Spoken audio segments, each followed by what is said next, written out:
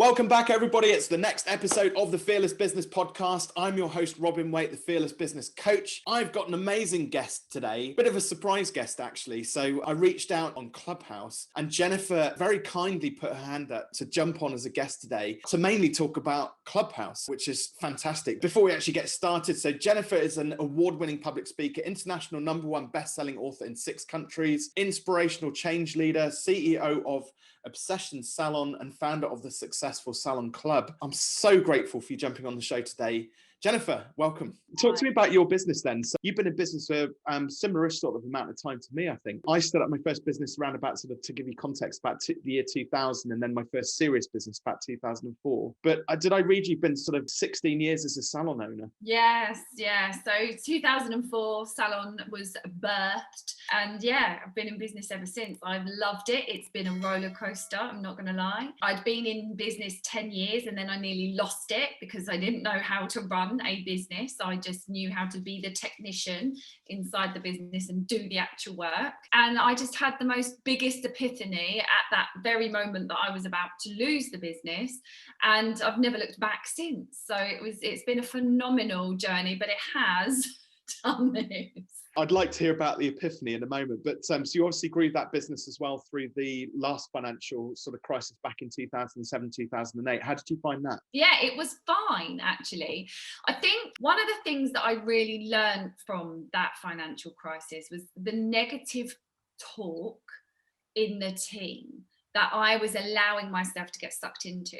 So when there was white space in the business and time that hadn't been sold, the team going, oh, well, no one's got any money. Oh, well, everyone's struggling. Oh, well, everyone's starting to like close up their purses because they're worried because Christmas is coming, or whatever that excuse was. And I allowed myself for a very brief moment to get bought into that.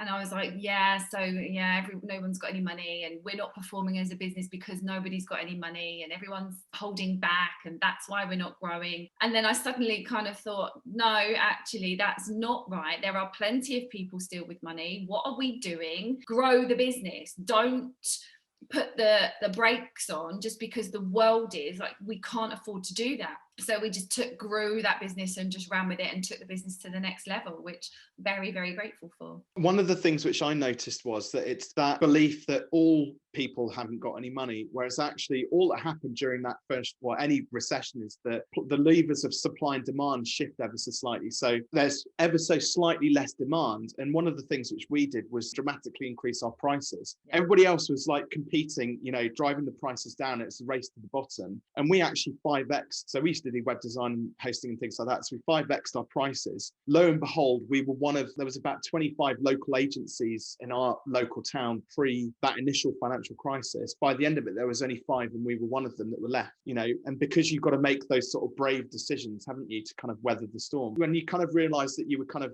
a bit of that, you were buying into that sort of white noise that was going around with your team, what shifted for you? Well, exactly the same as what's happened coming out of this pandemic, actually. It's quite ironic. So I'm a massive fan of blowing my business up, like literally blowing it up. And I was speaking a lot on Clubhouse in the last kind of 3 to 4 weeks about pressing that hard reset button, like ripping the business apart. Why are we doing things the way we're doing them? Is it because it's the best decision for the business, or is it because that's how we've done it for 17 years or 5 years or whatever? And really finding, like, I get so geeked out. I love it. I like looking for the things that aren't working. Like, what's the things that I'm really messing up on, and then making big decisions in the moment. Right, how are we going to change this? And prices going up is one of the things that we did and have done again. And since that financial crisis, I put my prices up twice a year, every single year.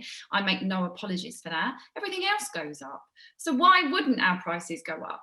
And actually previous to that, I barely put my prices up. Probably every kind of 3 years, I was putting them up because I had an emotional connection with that price list. Like, oh, are we worth it? Are people going to think I'm being greedy? Like all that BS. And when I say BS, I mean belief systems that were running around inside of my brain, and actually realizing that I've just got to put them down for a second and make business decisions on facts not feelings, and really just become unemotionally or emotionally unattached, so that I could make those decisions. And, you know, we really have, like this last lockdown, we've looked at, I've found an area that I was really losing money on. It was when we're looking at the 80-20 rule, 80% of your income comes from 20% of your services, 80% of your income comes from 20% of your clients. And really like applying that 80-20 rule to absolutely everything that we possibly could that affects any financial stability in the business. And looking at one of the services that was in our 20% that was really performing, but we were undercharging for the time that it was actually taking. And so looking at how we could really raise that, and you know, that price has gone from £118 to 250 quid overnight.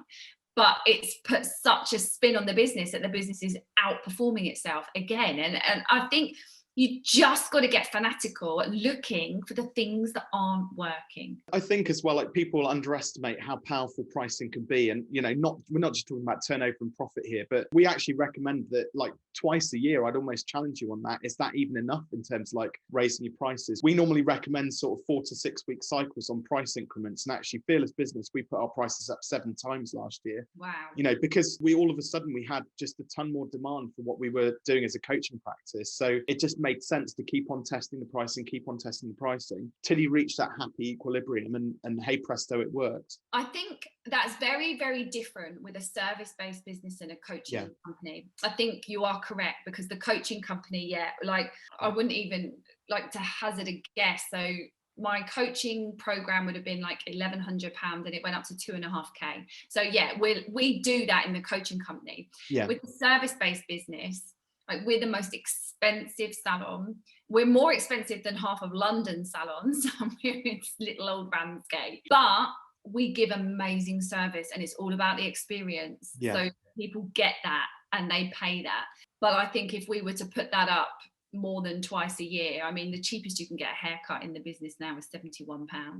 So it's this is going back quite a few years actually, but the start of my coaching practice days, I do remember somebody inquired. They ran a salon, actually. It was about the only salon inquiry I've ever had, and they used to cut and blow dry for about £18. And I was like, why wouldn't you charge more than that? And she said, because I wouldn't charge more. I wouldn't want to pay more than that, sorry. And I had to show her that the Guinness World Record for the most expensive haircut is £8,000. And she's like, no, it can't be right. I was like, here it is, black and white, £8,000.